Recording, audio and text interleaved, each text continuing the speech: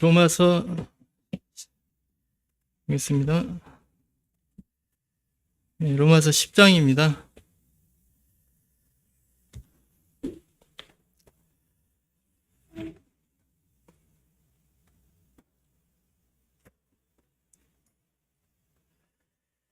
네.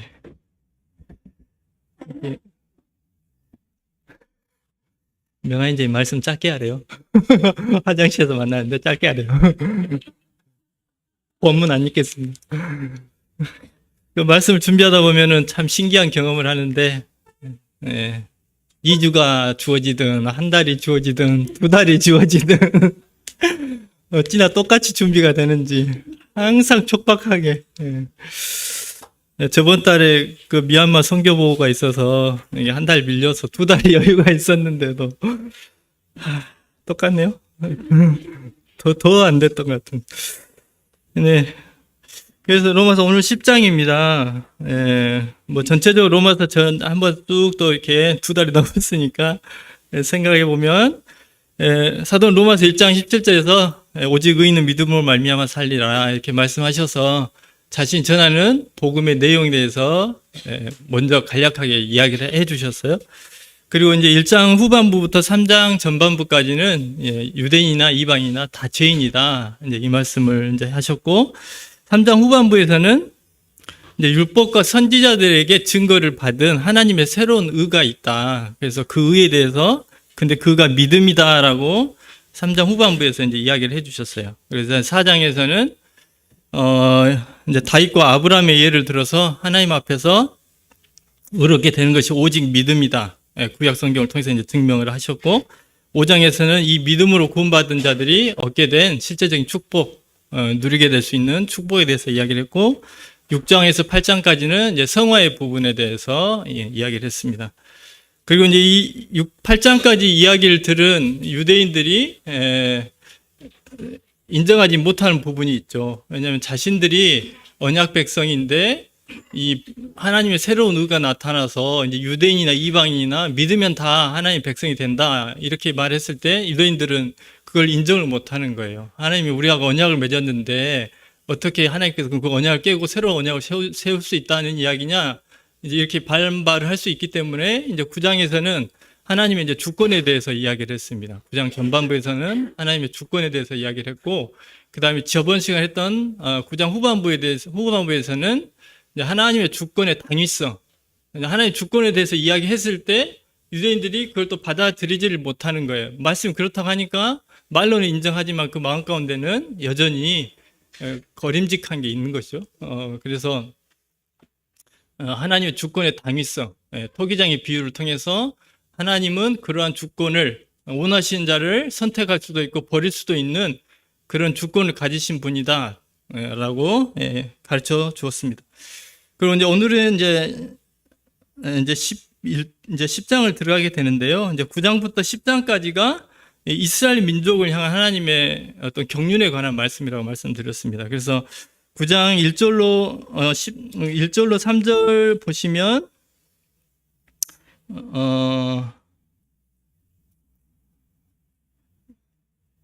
1절로 3절에서 유대인 자신 동족에 대한 이야기가 나오고, 10장 1절에도 보면 이스라엘을 위함이니 하고 이스라엘 이야기가 나오고, 11장에서도 이스라엘이니요라고 하면서 이제 이스라엘에 관한 이야기가 나와요. 그래서 이렇게 세 장이 이제 이스라엘에 관한 내용입니다. 네, 그래서 9장은 이스라엘의 과거에 대한 이야기라고 늘 이야기를 하세요. 과거에 선택받은 민족이었다. 그 다음에 이제 10장에서는 이스라엘 현재에 대해서 이야기한다고 합니다. 현재 그러나 너희들은 이제 하나님의 복음을 거절함으로 하나님의 계획에서 제쳐줌을 당했다. 그 다음에 11장에서는 그렇다고 해서 하나님이 너희들 영원히 버리신 게 아니라 이제 앞으로 회복시킬 거다. 그래서 미래에 관한 이야기를 하고 계십니다. 네, 10장 1절 말씀부터 보겠습니다. 오늘 본문은 1절로 10절까지 하겠습니다. 네, 형제들아, 내 마음에 원하는 바와 하나님께 구하는 바는 이스라엘을 위함이니 곧 그들로 구원을 받게 함이라. 여기서 원하는 바 이렇게 되어 있는데요. 헬라어로는 유도키아라고 합니다. 그래서 접두사 유는 좋은, 훌륭한, 즐거운의 뜻이라고 하고요. 도키아는 생각이라는 뜻이래요. 그래서 합치면 선의 또는 기쁘신 뜻, 은혜로우신 뜻이라는 의미라고 합니다. 로마서 8장에 보면 주님께서 이렇게 산에서 내려오실 때 수많은 사람들이 따랐는데 그중에 문둥병자 한 명이 나와서 절하면서 주여 원하시면 저를 낫게 하실 수, 깨끗하게 하실 수 있습니다. 이렇게 했을 때 주님께서 손을 내밀어서 그 문둥병자에게 손을 대시고 문둥병자를 내가 원하노니 깨끗함을 받으라 이렇게 말씀하심으로 이렇게 낫게 하신 사건이 기록이 되어 있습니다. 당시에 이게 문둥병자에게 손을 댄다는 것은 해서는 안 될 행위잖아요. 왜냐하면 문둥병자 이게 손을 대면 같이 부정하게 되기 때문에 손을 대면 안 되는데 주님께서는 그 불결한 사람에게 손을 대셔서 치유를 하신 거예요. 그렇게 하시면서 하신 말씀이 내가 원하노니 라고 이야기를 하셨습니다. 즉 주님의 유도키아, 주님의 선한 뜻, 은혜로운 뜻, 그분의 그러한 마음 가운데 있는 선하고 은혜롭고 기쁘신 뜻이 문둥병자의 몸에 손을 대게 하는 행동으로 나타났다는 것입니다. 빌립보서 2장 13절로 14절 말씀 한번 보겠습니다. 빌립보서 2장 13절로 14절.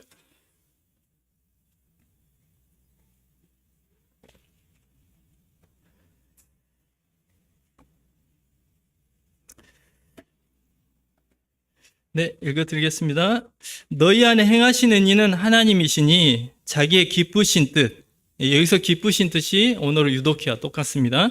기쁘신 뜻을 위하여 너희로 소원을 두고 행하게 하시나니 모든 일을 원망과 시비가 없이 하라. 주님께서 자기의 선한 뜻을 위하여 주님의 유도키아를 위해서 너희로 성도들로 마음에 소원을 두고 그것을 행하게 하신다는 거예요. 하나님의 선하신 뜻, 그 유도키아를 행하게 하신다 이렇게 말씀하고 있습니다. 이제 하나님께서는 주님을 통해서 보여주셨던 그 하나님의 유도키아, 하나님의 선하시고 은혜로우신 그 뜻을 이제 성도들을 통해서 그 뜻이 이 세상에서 이루어지기를 바라시고 그렇게 하시기 위해서 성도들 가운데서 역사하고 계신다라고 지금 빌립보서에서 사도는 이야기를 하고 있습니다. 지금 로마서 본문에서 사도는 자신의 백성들을 위해서 구원을 위해서 기도를 하고 있는데 그 유대인들은 지금 사도를 자신들의 민족의 반역자로 여기고 죽이려고 하는 사람들이에요. 그런데 사도는 지금 그러한 자신을 죽이려고 하는 사람들을 위해서 구원받기를 원한다고 이렇게 이야기를 하고 있습니다. 이는 하나님의 그 유도키아를 그 사도 바울의 그 삶 가운데서 실제적으로 이렇게 행하고 있는 것입니다. 그래서 하나님은 사도 바울뿐만 아니라 저희들 이 모든 성도의 삶 가운데서 이 사도 바울이 행했던 것 같은 그 하나님의 그 유도키아를 그 삶 가운데서 드러내는 행하는 그런 삶을 살기를 원하신다는 것입니다.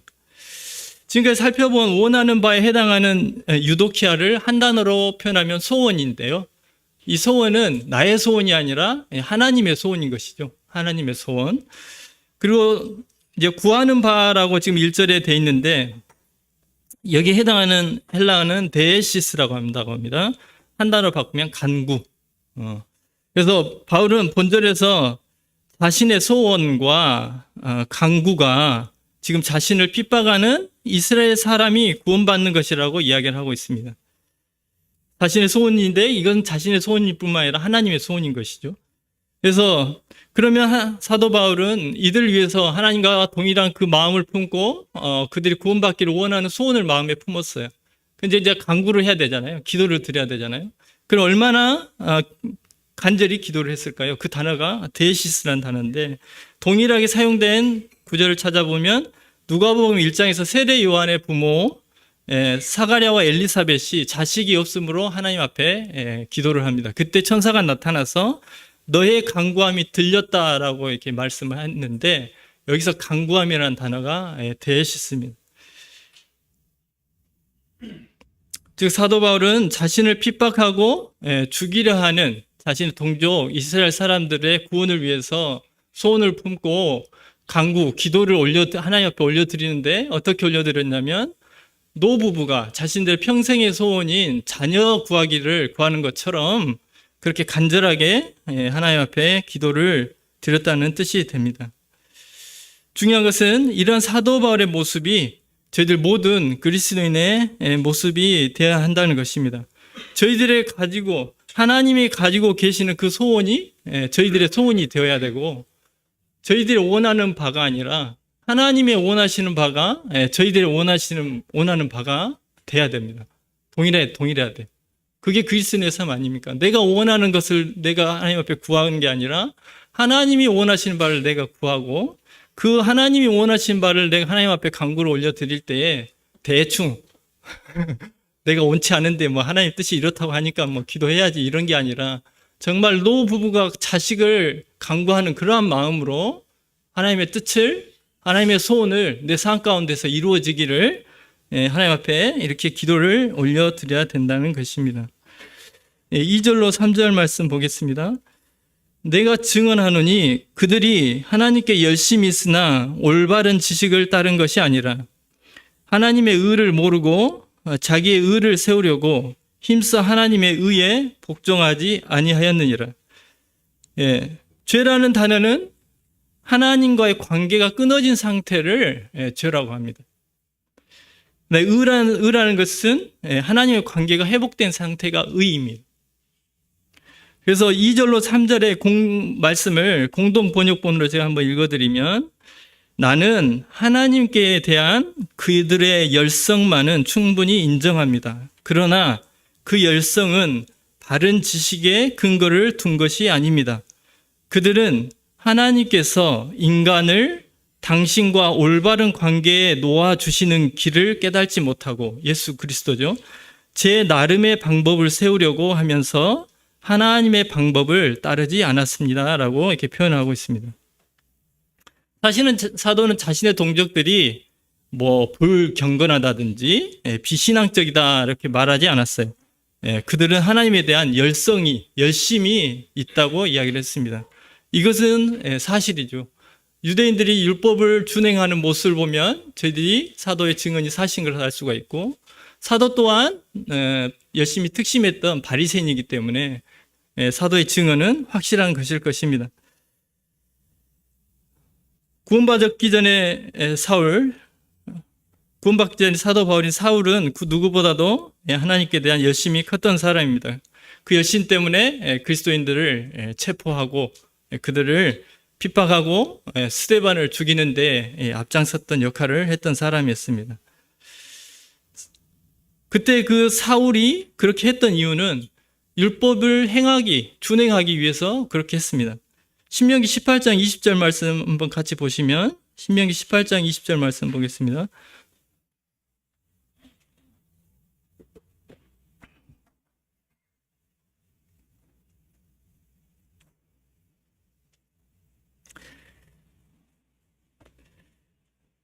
네, 읽어드리겠습니다. 만일 어떤 선지자가 내가 전하라고 명령하지 아니한 말을 제 마음대로 내 이름으로 전하든지 다른 신들의 이름으로 말하면 그 선지자는 죽임을 당하리라 하셨느니라. 지금 구원받기 전에 바울인 사울은 예수님을 생각했을 때 거짓 선지자인 거예요. 하나님의 뜻과 맞지 않는 것을 하나님의 이름으로 지금 전한다고 생각을 한 것이죠. 그러니까 율법에 따라서 있는 죽일 자예요. 그래서 사울은 예수 그리스도를 또한 그의 제자들, 그리스도인들은 그 사람을 추종하는 즉 우상 숭배자와 같은 사람들인 것입니다. 그래서 사울은 열심으로 그 말씀을 이 율법을 준행하기 위해서 열심으로 그리스도인들을 핍박했던 것입니다. 이것이 바로 하나님의 의를 모르고 자기의 의를 세우려고 힘써 하나님의 의를 복종하지 않는 사람들의 모습인 것입니다. 사도는 그런데 그 자신의 옛 모습과 동일하게 지금 자신의 동족들이 지금 그러한 삶을 살고 있는 것이죠. 자신의 의를 세우려고 힘써서 하나님의 의를 복종하지 않고 있는 그 자신의 동족들. 성경, 그들이 믿고 있는 성경에서는 분명하게 예수 그리스도가 하나님의 아들 되심을 분명히 이야기를 하고 있습니다. 그런데 자신들의 생각과는 맞지 않기 때문에 불어 그것을 부인하는 거예요. 눈을 막고 귀를 막는 것입니다. 왜냐하면 그들의 생각에는 예수 그리스도는 사람이어야 돼요. 예수 그리스도는 하나님일 수가 없어요. 하나님이 이 땅에 내려오신다는 사실은 그들은 도저히 믿을 수 없는 일이거든요. 근데 사람인 예수님이 자신이 하나님의 아들이라고 하니까 믿을 수가 없는 거예요. 근데 성경에서 분명히 예수님을 증거하고 있는데도 자신들의 생각이 그러하기 때문에 그 말씀을 드리려고 하지 않는 것입니다. 사도는 빌립보서 3장에서 자신은 혈통적으로 보나 하나님을 향한 열심으로 보나 모든 면에서 자신은 참 유대인이라고 이렇게 말한 후에 빌립보서 3장 7절로 9절에서 이렇게 고백을 합니다. 다시 빌립보서로 가셔서 3장 7절로 9절 말씀을 한번 보겠습니다.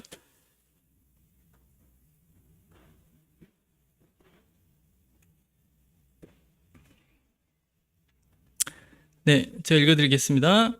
그러나 무엇이든지 내게 유익하던 것을 내가 그리스도를 위하여 다 해로 여길 뿐더러 또한 모든 것을 해로 여김은 내 주 그리스도 예수를 아는 지식이 가장 고상하기 때문이라.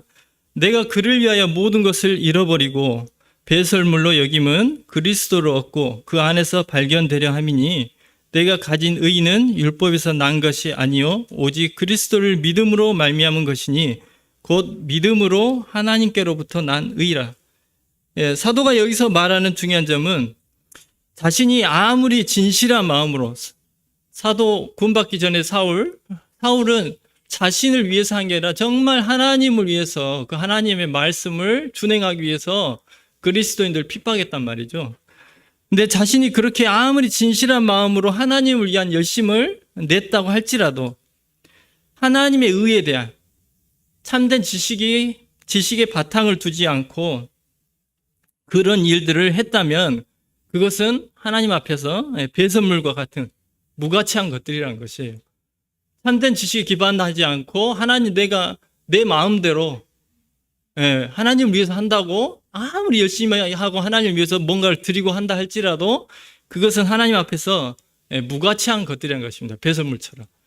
또한 무가치할 뿐만 아니라 자신의 해롭게 하는 하나님의 진노를 일으키는 자신을 해롭게 하는 것이라고 지금 사도는 고백을 하고 있습니다. 지금 유대인들이 그러한 처지에 있는 것입니다. 4절 말씀 보면 그리스도는 모든 믿는 자에게 의를 이루기 위하여 율법의 마침이 되느니라. 공동 번역본에서는 그리스도께서 나타나심으로 율법은 끝이 났고 그를 믿는 사람은 누구든지 하나님과 올바른 관계를 가지게 되었습니다. 지금 2절에서 하나님에 대한 올바른 지식을 말씀하셨잖아요. 열심히 쓰나 올바른 지식을 따른 것이 아니니라 이렇게 말씀을 했잖아요. 그래서 지금 4절에서는 그 올바른 지식이 뭔지를 이야기하는 거예요. 너희 유대인들, 우리 동족의 유대인들은 하나님에 대한 열심을 내고 있지만 그것은 올바른 지식을 기반으로 한 게 아니다. 이렇게 이야기를 했어요. 그리고 나서 지금 4절에서는 그 올바른 지식이 그럼 뭐냐? 지금 이 부분을 이야기를 하고 있는 것입니다. 그 올바른 지식은 뭐냐면 그리스도께서 나타나심으로 율법은 이미 끝이 났고 이제 그를 믿는 사람들은 누구든지 하나님과 올바른 관계를 갖게 되었다. 이게 올바른 지식이라는 거예요. 그래서 지금 그리스도께서 율법의 마침이 되었다는 의미는 이제 두 가지로 분별을 합니다. 첫 번째는 이제 율법의 목표가 완성이 됐다는 거죠. 어떤 목표가 완성이 되면 팀이 무슨 프로젝트를 하다가 그게 완성이 되면 이제 해체가 되듯이 율법의 목표는 뭐냐면 사람들을 정죄하는 거예요. 사람들의 죄를 지적하고 그들을 정죄하는 게 율법의 목표입니다. 근데 주님께서 오셔서 그 모든 사람들 대신해서 그 죄값을 다 받아주셨어요. 정죄가 이루어진 거죠. 그러면 더 이상 율법은 이제 할 일이 없어진 거죠. 그래서 율법의 마침이 되었다고 이야기를 하고 계십니다. 또 두 번째 의미는 의를 얻는 방법에 있어서 그리스도는 율법의 마침이 되었다는 것입니다. 그리스도께서 죽음과 부활하심, 승천하심을 통해서 율법을 통해서 의를 얻으려는 유대인들의 생각과 고집, 그것이 잘못됐다는 그것에 이제 종지부를 찍으셨다는 의미입니다. 즉 율법으로서 의를 얻을 가능성은 이제 전혀 없다. 율법은 의를 얻을 수 있는 방법이 아니다라고 딱 마침표를 찍었다는 거예요. 왜냐하면 주님께서는 부활 승천을 통해서 예수님이 하나님이신 것을 드러냈어요. 하나님이 아니시라면 부활할 수가 없고 승천할 수가 없어요. 엘리야는 승천은 했죠. 아니 부활을 안 했어요. 하지만 예수님은 하나님 본체 되시기 때문에 부활하셨을 뿐만 아니라 승천을 하신 거예요. 그 사건을 통해서 예수님은 당신이 하나님의 아들이신 것을 모든 사람들에게 드러내 주셨어요. 그러면 역으로 올라가면 하나님의 아들이 죽으신 거예요. 하나님의 아들이 본인의 입으로 모든 사람들의 죄를 위해서 이 땅에 오셨다고 이야기하셨어요. 그 죄 때문에 죽으셨어요. 근데 부활 승천을 통해서 그 말이 사실인 것을 확증을 하셨어요. 그러면 뭡니까? 율법의 기능이 의를 얻을 수 있는 것이라면 하나님이 그렇게 하실 필요가 없죠. 하나님 오셔서 죽으시면 안 되잖아요. 죽으실 필요가 없잖아요. 근데 하나님 오셔서 하나님 본체 예수님이 죽으셨어요. 그 말은 율법의 의를 얻을 수 있는 것이 아니다라고 딱 마침표를 찍었다는 의미가 된다는 것입니다. 자, 5절. 자, 모세가 기록하되 율법으로 말미암는 의를 행하는 사람은 그 의로 살리라 하였거니와. 5절로 6, 7, 5, 6, 7절이 좀 어렵습니다. 저를 좀 많이 괴롭혔던 이 부분을 좀 이해하려고 좀 힘들더라고요. 이해가 된 것 같은데 안 되고, 된 것 같은데 뭔가 깨름직하고 부족하고 막 계속 그래요. 지금도 뭐 약간 뭐 확실하게 정확히 뭐 100% 다 이해가 됐다 그건 아니지만 좀 쉽지 않은 내용이었습니다. 자, 5절에서 모세가 기록하되 율법으로 말미암는 의를 행하는 사람은 그 의로 살리라 하였거니와. 사도는 율법으로 말미암는 믿음으로 말미암는 의의 차이를 이제 설명하기 위해서 18장 레위기서 18장 5절을 인용하고 있습니다. 지금 4절에서 참된 올바른 지식이 뭔지, 근데 그 지식은 복음이다 이렇게 이야기해 놓고, 그러면 이제 5절부터는 그러면 너희들이 유대인들이 지금 취하고 있는 그 율법과 이 믿음의 차이는 뭔지 지금 이제 5, 6, 7절을 통해서 설명을 하는 거예요. 레위기서 18장 5절에서는 이렇게 기록이 되어 있습니다. 너희는 내 규례와 법도를 지키라. 사람이 이를 행하면 그로 말미암아 살리라. 나는 여호와니라. 이렇게 기록이 되어 있습니다. 이 구절은 유대인들에게 잘 알려진 성결법이라는 것은 이제 실제적인 상황 가운데서 삶의 거룩을 이루는 법이거든요. 그 전에 제사법에 대해서 이야기를 했어요. 그리고 이제 실제적인 상황 가운데서 성결을 이루는 법에 대해서 지켜야 될 것들에서 이제 말을 하게 되는데 그 시작 구절입니다. 너희들이 이거를 지키면, 이걸 행하면 그 행위로 말미암아 살리라 이렇게 이야기를 한 거예요. 그런데 모세가 이 이야기를 하고 나서 그 뒤에 이제 쭉 말씀들, 행해야 될 말씀들이 이렇게 쭉 나오는데 그 기준이 너무 높아요. 어떤 사람도 행할 수 없는 기준들이 이렇게 말씀들이 쭉 나열이 되는 거예요. 그러면서 모세가 하는 이야기가 이러한 율법을, 이 모든 율법을 영원히, 그러니까 한순간 하는 게 아니라 영원히 해야 되고, 그 다음에 또 행하되 대충 하면 안 되고 완벽하게 이렇게 행하면 죽임을 당하지 않는다. 이렇게 이야기를 한 거예요. 그럼 이건 율법을 행하라는 겁니까? 이게 말라는 겁니까? 율법을 통해서 살 수 있다는 거예요? 못 산다는 이야기예요? 못 산다는 이야기거든요. 근데 유대인들은 그래, 내가 해야지 이렇게 받아들이고 있는 것이죠. 근데 설령 어떤 사람들이 그 율법의 말씀을 그 후로부터 쭉 지켰다고 해도 그 전에 그들이 지은 죄가 또 있잖아요. 그럼 그 죄는 어떻게 할 거예요? 결국은 율법으로 말미암아, 율법의 행위로 말미암아 생명을 얻으려 하는 행위는 불가능한 것이라는 거예요. 그것을 그 삶을 시작한과 동시에 그는 실패할 수밖에 없다는 것입니다. 그게 율법이다라고 지금 사도는 이야기를 했어요. 이제 율법이 이러한 것이다라고 이야기했으면 이제 믿음의 법이 뭔지를 이제 이야기를 해야 되잖아요. 6절로 7절에서 그러면 믿음의 법은 뭘 요구하냐? 이 부분을 이제 이야기를 합니다. 자, 6절. 믿음으로 말미암는 의는 이같이 말하되 내 마음에 누가 하늘에 올라가겠느냐 하지 말라 하니 올라가겠느냐 함은 그리스도를 모셔 내리는 것이요. 내리려는 것이요. 7절. 혹은 누가 무저갱에 내려가겠느냐 하지 말라 하니 내려가겠느냐 함은 그리스도를 죽은 자 가운데서 모셔 올리려는 것이니라. 예. 지금 이제 사도는 이제 5절에서 말한 율법으로 말미암는 의와 이제 믿음으로 말미암는 의를 비교 대조하기 위해서 신명기서 30장 11절로 14절 말씀을 인용하고 있습니다. 신명기서 30장 11절 14절 한번 같이 찾아보겠습니다.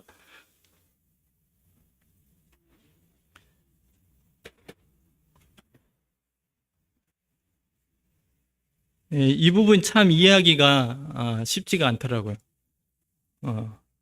사도 바울이 이 구절을 왜 인용했는지 그거를 이해하기가 쉽지가 않았는데 조금 이해를 하다 보니까 야, 역시 사도 바울은 구약 성경에 참 능통한 사람이구나. 그리고 참 똑똑하네. 이런 생각이 좀 들더라고요. 대단한 사람이다. 이런 생각이 좀 들더라고요. 그게 느껴지실지 모르겠습니다. 한번 최선을 다해서 한번 설명을 한번 해보도록 하겠습니다. 11절.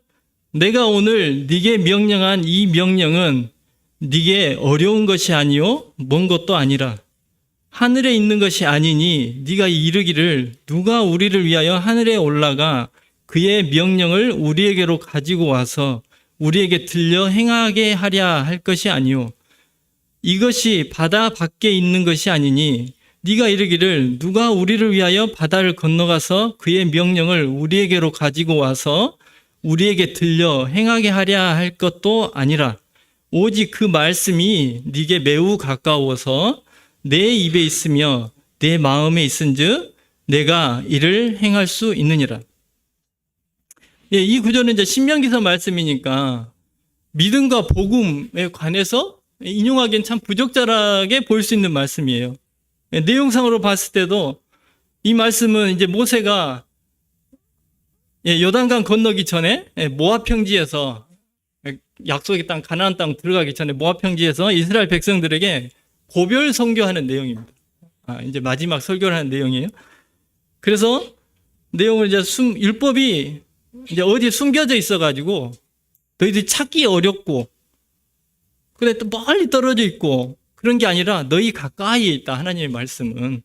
그러니까 너희가 율법을 찾으려고 뭐 하늘에까지 막 올라갈 필요도 없고 그다음에 먼 바다까지 나갈 필요도 없다. 그러니까 너희는 이미 너희에게 주어진 그 말씀을 마음을 다하고 성품을 다해서 그 율법의 말씀에 순종해라라고 지금 한 내용이 신명기서 말씀입니다. 이처럼 율법 순종에 관한 말씀을 지금 복음을 설명하는데 사도가 인용을 하고 있는 것입니다. 율법과 복음 어찌 보면 이렇게 좀 상반된 느낌인데 그렇게 하고 있는 거예요. 근데 이거를 인용한 연결고리는 뭐냐면 지금 모세가 하는 이야기도 이 말씀의 주요 요점이 뭐냐면 말씀 순종이에요. 말씀 순종해라라고 지금 이게 중점이거든요. 그래서 이 말씀 순종이라는 의미를 연결고리로 해서 사도가 지금 이것을 인용한 것입니다.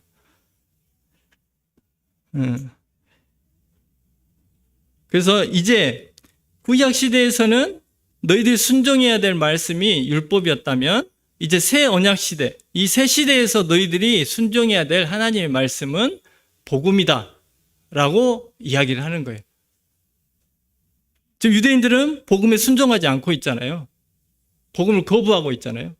근데 이제 너희들이 구약 시대 때 모세가 하나님의 말씀인 율법을 순종하라고 말했던 것처럼 이제 이 시대에서 너희들이 순종해야 될 말씀은 하나님의 말씀인, 사도의 말이 아니라 하나님의 말씀인 복음이다 라고 지금 이야기를 하고 있는 것입니다.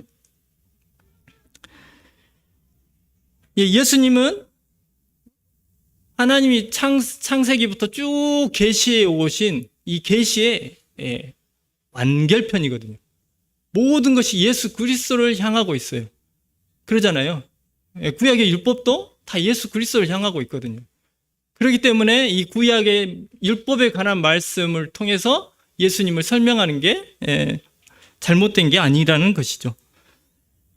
그래서 지금 사도 본문 6절에서 믿음은 사람들에게 하늘에 올라가 그리스도를 내려오게 하라고 요구하지 않는다라고 이야기를 하고 있습니다.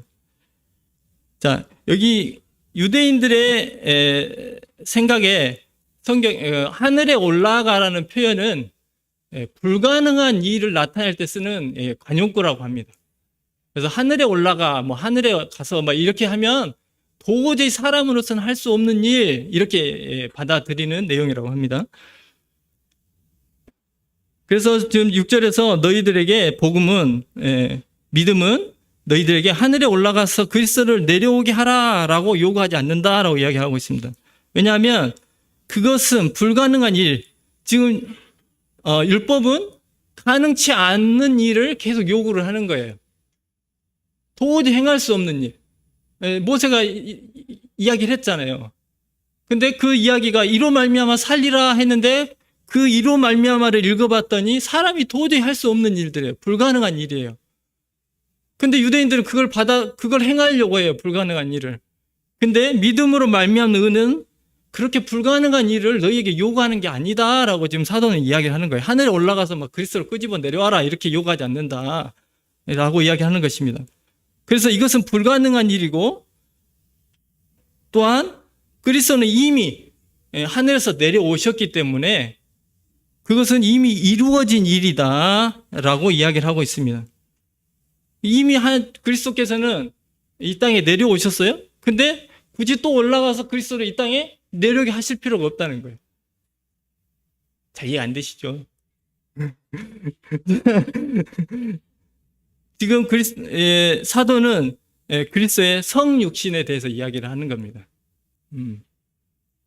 유대인들이 절대 인정할 수 없는 게 성육신이에요. 아까 앞에서 이야기했듯이 하나님이 육신을 입고 이 땅에 오신다는 것은 유대인들이 절대 인정할 수도 없는 일입니다.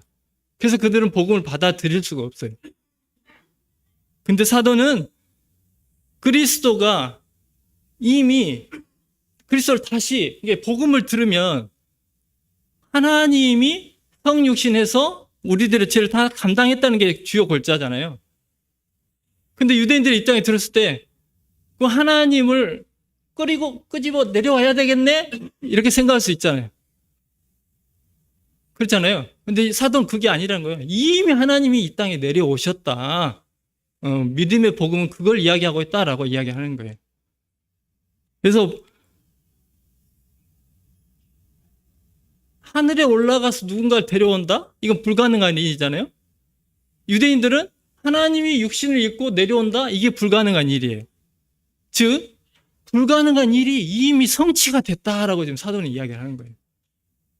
너희들은 하나님이 이 땅에 내려오신다는, 육신을 입고 내려온다는 이 사실 자체를 받아들이지 못하고 그건 불가능한 일이라고 생각해서 복음을 거부하고 있는데, 그렇게 불가능한 일이, 너희들 생각하기에 불가능한 일이 하나님을 통해서 이 땅에 이루어졌다는 거예요. 이미 이루어졌다는 거예요. 그리고 사도는 이제 또 7절에서 누가 바다를 건너가서, 지금 신명기서 말씀에서는 누가 바다를 건너가서라고 표현했는데 사도는 이 표현을 누가 무저갱에 내려가겠느냐라고 말을 바꿨잖아요. 근데 이게 갑자기 엉뚱하게 바꾼 게 아니라고 합니다. 지금 사도는 이제 무저갱이라는 단어를 쓴 이유는 죽은 자들이 있는 곳, 죽은 자들이 머물러 있는 곳을 표현하기 위해서 무저갱이라는 단어를 사용을 했어요. 근데 신명기서 말씀에서는 바다 건너라고 돼 있잖아요. 근데 70인역 성경, 즉 히브리어 성경을 헬라어로 번역한 이 70인역 성경에서 무저갱을 깊이를 헤아릴 수 없는 바다의 어떤 장소라고 이렇게 표현이 되어 있다고 합니다. 즉 무저갱을 그렇게 표현을 한 거예요. 그래서 사도 바울이 무저갱이라고 표현하면 그거는 깊은 바다 속과 의미가 같다는 거예요. 그래서 사도는 신명기에 있는 바다를 건너가서라는 표현을 무저갱에 가서라고 바꾼 거예요. 근데 굳이 안 바꿔도 되는데 왜 바꿨을까요? 굳이 안 바꿔도 되는데 왜 바꿨을까요? 죽음을 표현하기 위해서 그렇습니다. 죽음의 의미를 확실하게 더 그들에게 주기 위해서 바다 건너가서를 무저갱에 가서라고 사도는 말을 바꾼 거예요. 왜냐하면 그렇게 해도 듣는 사람들은 의미가 통하니까. 똑똑하죠? 네, 그래서 사도가 굳이 무저갱이라고 이렇게 바꾸어서 인용한 것은 죽은 자 가운데서 부활하신 예수 그리스도의 사역을 표현하기 위해서 단어를 이렇게 바꾼 것입니다. 따라서 7절의 내용은 믿음으로 말미암는 의는 즉 믿음이죠. 믿음을 말미암는 의는 복음은 그리스도를 죽은 자 가운데서 일으키기 위해서 무덤에 내려가라고 사람에게 요구하지 않는다. 즉 불가능한 일, 너희들이 할 수 있는 일을 하라고 요구하지 않는다는 거예요. 율법은 너희들이 할 수 없는 일을 하라고 요구하는데 복음은 그렇지 않다는 거예요. 할 수 없는 일을 너희에게 요구하는 게 아니다라고 지금 사도는 이야기를 하고 있습니다. 왜냐하면 그 무저갱에 가서 예수 그리스도를 끌어올리는 일은 불가능할 뿐만 아니라 또한 불필요한 일이에요. 왜냐하면 예수 그리스도는 이미 죽은 자 가운데서 부활하셨기 때문에.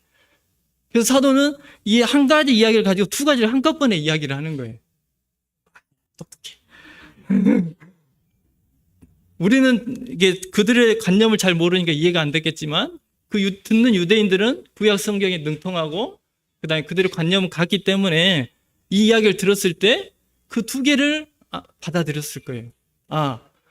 우리의 율법은 내가 행해봤지만 도저히 할 수 없는 걸 자꾸 하라고 하는데 복음은 우리가 할 수 없는 걸 하라고 하는 게 아니구나 라고 사도가 설명한 걸 이해를 했을 거예요. 또한 우리는 예수 그리스도가 하나님이 이 땅에 내려오는 게 불가능한 일이야 라고 생각하는데 그게 하나님이 직접 내려왔다고 지금 이야기를 하는 거구나. 죽은 자 가운데서 부활을 이야기하는 거구나. 이걸 이해를 할 수 있다는 것이죠.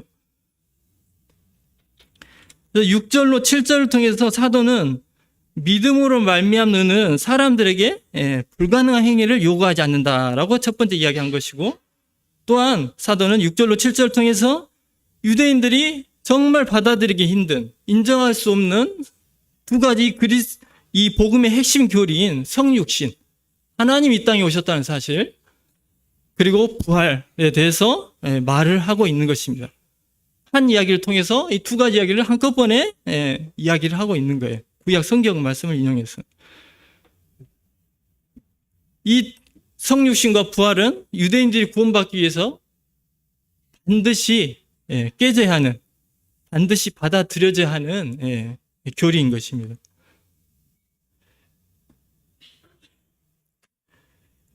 앞에서 말씀대로 유대인들은 그 하나님이 육신을 입고 오셨다 이 사실을 인정할 수 없기 때문에 그들은 예수 그리스도를 하나님이라고 하지 않죠. 하지만 훌륭한 선지자라고까지는 평가를 했어요.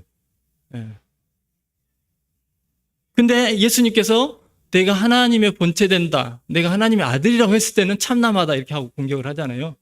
하지만 선지자라고는 해요. 선생이라고는 해요. 왜냐하면 그들의 관념 가운데는 그리스도는 사람이에요. 그리스도는 하나님이 아니에요. 훌륭한 선지자예요. 그래서 예수님께서 많은 이적을 행했을 때 그들이 하는 이야기가 뭡니까? 예수님을 훌륭한 선지자 중에 한 분 이렇게 인정을 해요. 그리고 또 어쩔 때는 바알세불의 힘을 입어서 이분이 이렇게 기적을 행한다 이렇게 이야기를 하거든요.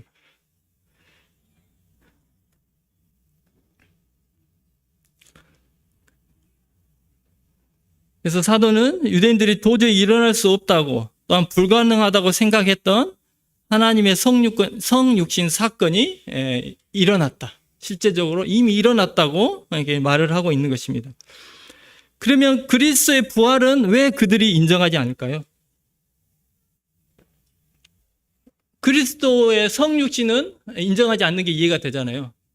그들의 생각 가운데 하나님은 이 땅에 오시는 게 아니다라고 생각하니까. 하나님이 구약성경에 예언했던 그리스도는 하나님이 아니라 선지자다, 사람이다라고 생각하기 때문에 예수님이 내가 하나님이다, 내가 육신 입고 이 땅에 왔다, 이럴 때 그들이 인정하지 않잖아요. 그건 이해가 되잖아요. 근데 왜 예수 그리스도의 부활을 인정하지 않을까요? 성경에서 부활한 사건이 있잖아요. 구약 성경에서 엘리야도 사르밧 과부의 아들을 살렸고, 엘리사도 수넴 여인의 아들을 살렸고, 예수님도 나사로도 살리고, 그 외에 또 3명이나 살렸어요. 죽은 자가 다시 살아나는 일은 그들의 믿고 있는 구약 성경에 이미 기록이 돼 있어요. 그럼 예수님도 죽었다 살아나셨잖아요. 그럼 부활이잖아요. 똑같이 죽었다 살아난 거잖아요. 근데 왜 그들은 예수 그리스도의 부활을 인정하지 않을까요? 예수님이 부활했다고 했을 때 왜 대제사장들과 바리새인들은 그걸 숨기고 거짓말이다, 시체 훔쳐갔다, 이렇게 왜 했을까요? 거기에는 차이가 있는 것 같습니다. 성경의 다른 죽었다 살아난 사람들은 다 하나님의 사람에 의해서 하나님의 능력으로 죽었다가 살림을 받은 거예요. 하지만 예수님은 누가 살린 게 아니에요. 누가 가서 살리지 않았는데 스스로 살아나셨어요. 스스로 살아날 수 있는 분은 누굽니까? 하나님밖에 없어요. 생명을 주관하는 하나님밖에 없어요. 그리고 왜 승천이 중요합니까? 다시 살아났다 다시 죽으면 뭐예요? 예수님이 혼자 스스로 살아났는데 아이고 또 다시 돌아가시고 무덤에 묻혀버렸네. 그런 의미가 없잖아요. 승천하셨어요. 즉 부활 승천의 사건은 또 예수님이 하나님이신 것을 증거하신 일이에요. 그래서 유대인들은 그거를 인정할 수가 없어요. 예수님이 부활 승천했다는 사실을 인정할 수가 없어요. 왜? 그거를 인정하는 순간 예수 그리스도가 하나님이신 게 되거든요.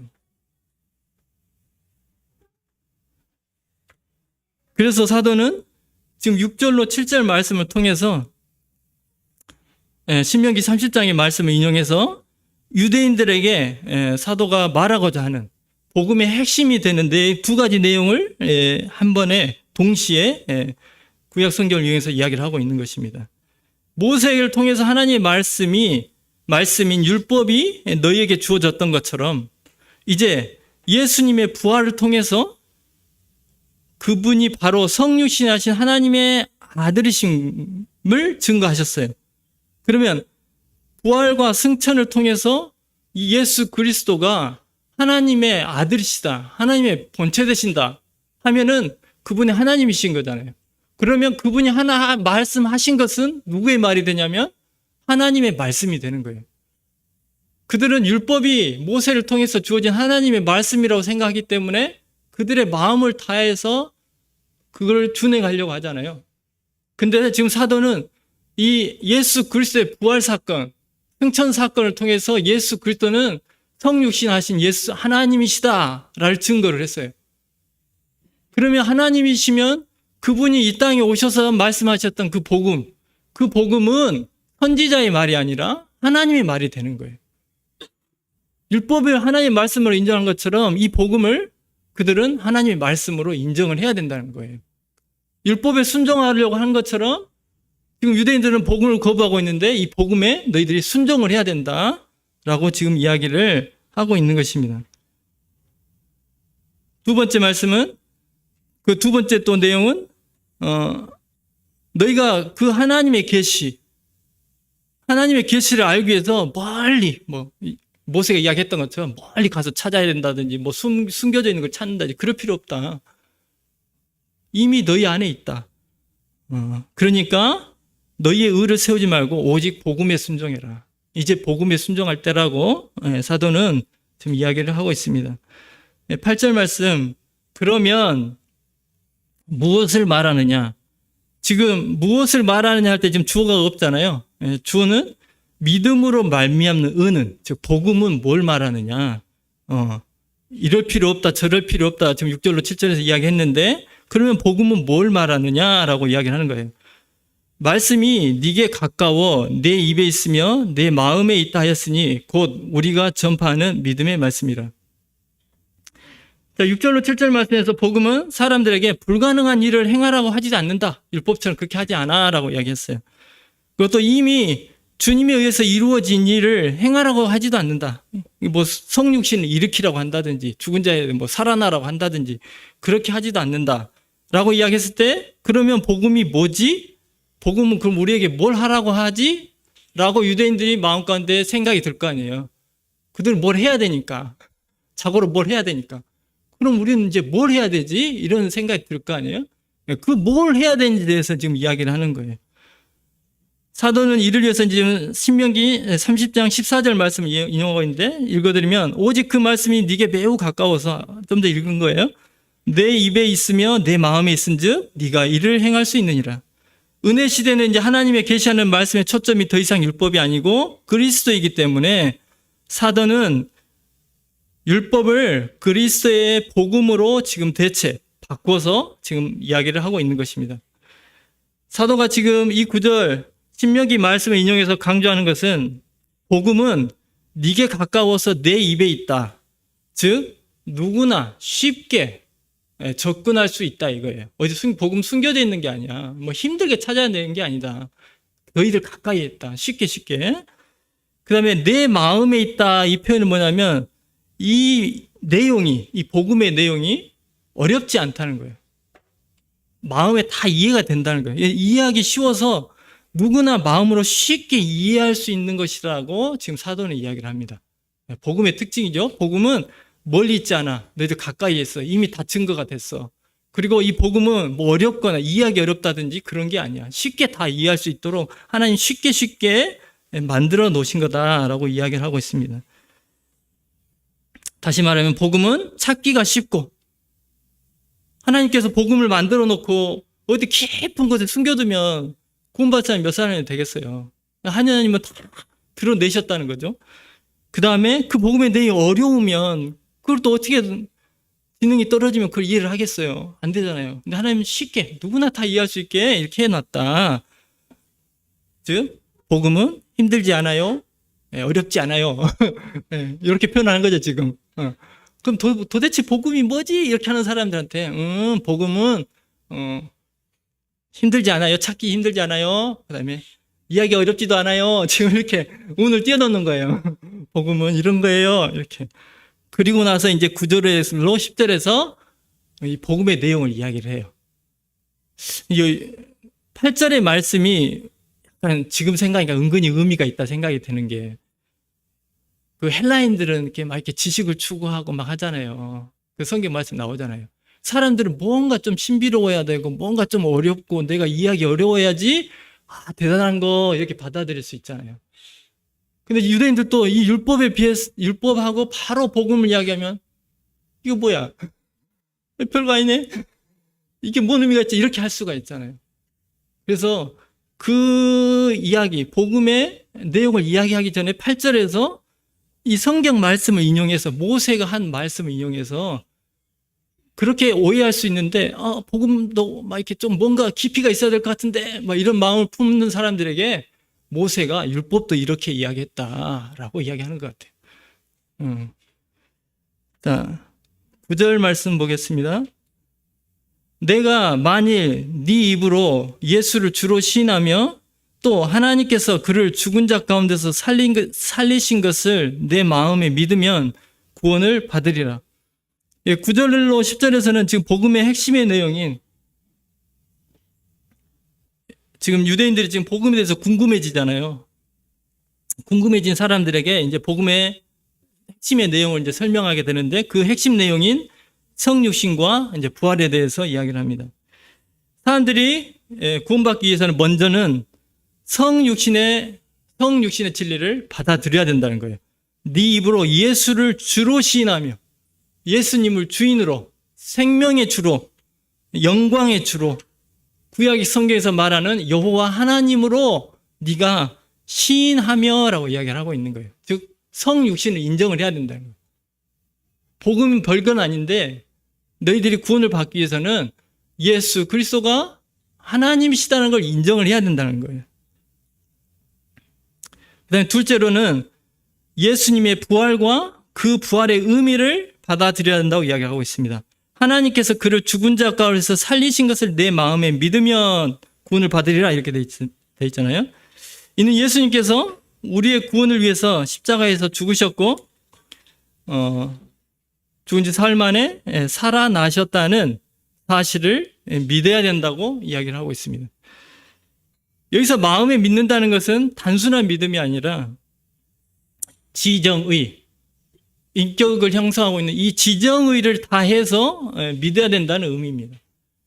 지식적인 동의는 우리가 할 수가 있어요. 그렇잖아요. 지적인 옛날에 제가 대학교 때 뭐 이렇게 사형리 해가지고 막 돌아다니는 사람도 있었거든요. 이렇게 네 가지 이렇게 써가지고 한번 읽어보세요. 막 이렇게 해요. 뭐 예수님은 하나님의 아들이고 이 땅에 내려오셨고 우리 죄를 위해서 죽으셨고 부활하셨어요. 제가 이렇게 그때 시험 공부를 강의실에서 하고 있는데 어떤 사람들이 와서 그거 보여주면서 저보고 읽어보래요. 그래서 뭐 시험 공부도 해야 되고 바쁘니까 읽었죠. 그랬더니 네, 당신은 구원 받으셨습니다. 이러면서 가더라고요. 그때 그게 유행이었거든요. 지금도 그런지 모르겠는데 그게 지적인 동의를 요구하는 거예요. 지식적으로. 근데 그런 지적인 동의를 통해서 지금 예수 그리스도를 믿는다는 게, 예수 그리스도의 성육신을 믿는다는 게 그런 지적인 동의만을 요구하는 게 아니라는 거예요. 우리에 있는 사람은 지, 정, 그 다음에 정은 감정이잖아요. 감사가 있어야 돼요. 내가 믿었다고 하면 예수님의 그 십자가의 사역을 이야기할 때, 그 이야기를 들을 때에 내 마음에 감사가 생겨야 돼요. 내 마음에 기쁨과 감사가 생겨야 돼요. 내 지식으로는, 내 생각으로는 하나님, 예수님이 하나님의 아들이신 거 다 동의가 되는데 복음을 들어도, 말씀을 들어도, 찬양을 들어도 아무런 감정이 없어. 이건 믿음이라고 볼 수 없겠죠. 그 다음에 의지가 있어야 돼요. 의지라는 건 말씀의 순종이에요. 내 의지가 그 말씀 앞에 순복이 돼야 돼요. 지적으로도 동의가 되고 말씀을 들을 때 막 기쁘고 좋고 막 감사되고 다 돼. 근데 이게 순종이 안 되네요. 말씀을 들었을 때 말씀을 이렇게 이야기하는데 뭐 굳이 저걸 해야 되나? 뭐 이런 생각이 든다든지 어떤 부분 자기한테 맞는 부분 요거는 그래 요거는 뭐 하면 좋겠다. 뭐 이웃을 사랑하라. 뭐 이웃 사랑하면 좋지 뭐. 나쁠 거 뭐 있어? 덕을 쌓는 거지. 뭐 요렇게 그건 된단 말이죠. 근데 어떤 부분의 말씀을 들을 때는 그게 순종이 안 돼요. 내 의지가 거기에 굴복이 안 돼요. 뭐 굳이 이렇게 해야 돼? 이렇게까지 해야 되나? 뭐 이건 아닌 것 같은데? 막 이런 생각이 든다든지 그거는 믿었다고 볼 수가 없죠. 왜냐하면 믿었다는 것은 내가 하나님을 나의 왕으로 받아들였다는, 주인으로 받아들였다는, 주인이 하는 말에 대해서 그렇게 품는다는 것은 믿지 않았다는 것이 된다는 것이죠. 그래서 그걸 믿는다는 의미는 우리가 지적으로, 감정적으로, 의지적으로 믿는 것입니다. 이처럼 예수님을 주님으로 신하며 또 하나님께서 그분을 죽은 자 가운데서 살리신 것을 믿는다는 것은 예수 그리스도의 위란 건 지위예요. 지위. 삼위의 하나님 할 때 그 위잖아요. 예수 그리스도의 위와 그분의 사역을 믿는 것입니다. 그분의 하신 사역을, 즉 예수님의 위를 믿는다는 것은 예수님이 하나님이시라는 걸 믿어야 돼요. 그 다음에 그 예수님이 하나님이신 걸 거기서 끝나면 안 되고 그 하나님이 오셔서 이루어 주신 일, 구속 사역, 이것까지를 믿어야 된다는 거예요. 만약 그분의 사역은 믿지만 거꾸로 하신 일은 믿는데 예수 그리스도가 하나님이시라는 게 내 마음 가운데 인정이 안 돼요. 그건 또 말이 안 되잖아요. 그건 믿은 게 아니죠. 가장 기본이 성육신을 믿어야 돼요. 예수님이 이 땅에 내려서 2000년 전에 내려오신 예수님이 하나님의 본체 되시는 그 사실을 내가 믿어야 돼요. 내 마음 가운데 그게 인정이 안 된다. 예수님은 참 대단하신 분이고 선지자 같고 뭐 4대 성인 중에 한 사람 같고 선생 같고 하지만 하나님이신 건 내게 마음 가운데 인정이 안 된다. 그러면 그 사람은 믿는 사람이 아니에요. 하나님이심이 믿어져야 합니다. 그다음 10절 사람이 마음으로 믿어 의에 이르고 입으로 신하여 구원에 이르느니라. 사도는 마음으로 믿어 의에 이른다고 말하고 있습니다. 믿는다는 것은 아까 앞에서 이야기한 것처럼 단순한 지적 동의가 아니라 내 전체, 내 존재의 전체 지정의를 가지고 믿는다는 것을 의미합니다. 그런 다음 입으로 신하여 구원에 이른다. 이는 자신이 이미 받아들인 구원을 외적으로 표현하는 의미죠. 입으로 시인해서 구원에 이른다는 말은 입으로 그럼 시인 안 하면 구원이 아니다라는 게 아니에요. 즉 시인이 구원의 조건이 아니라는 거예요. 시인은 내 마음 가운데 그 구원받은 사람들이 자기 마음 가운데 일어났던 그 변화가 입으로 외적으로 표현이 된다는 것입니다. 따라서 입으로 시인하여라는 표현은 단순하게 입술로 고백이 아니라 좀 전에 말씀드린 사형리를 주장하는 사람들처럼 입으로 그냥 읽었다고 해서 그게 입으로 신화됐다는 의미가 아니라 예수 그리스도를 자신의 주인과 왕으로 받아들인 사람이 왕에게 충성맹세를 하듯이 적군이었던 사람들이 포로로 잡혀왔던 사람들이 이제 내가 그 전에 섬겼던 저 왕을 버리고 이제 이 새로운 왕을 내가 섬기겠다고 충성맹세를 하는 것 같은 의미라는 것입니다.